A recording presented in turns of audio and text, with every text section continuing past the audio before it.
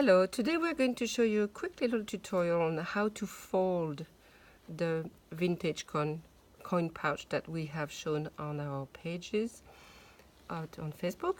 So at this point you have it all stitched together, all the ribbons together, stitched to the lining. You have top stitched, iron it, press it, and you have not yet positioned your snaps.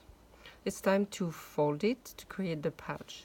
So you will take the big angle at the bottom and shift it to the top, aligning it angled corner to corner, and press it gently to mark. You may have to reposition it later. Then you take the pointy side and you fold it towards itself. That's fold number 2. Fold number 3, you hold it together, turn it around, and you just fold the other point back to itself.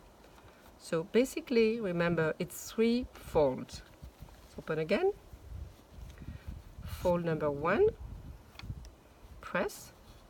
Fold number 2, press, turn around, and fold number 3, press.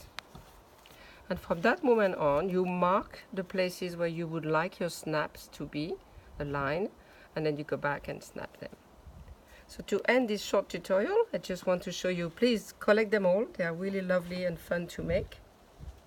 And we've started to offer them as a kit, a little ribbon kit to make them, a vintage triangle coin purse. And remember, it's a free tutorial on Sew4Home, full of photos and documentation information on how to stitch it.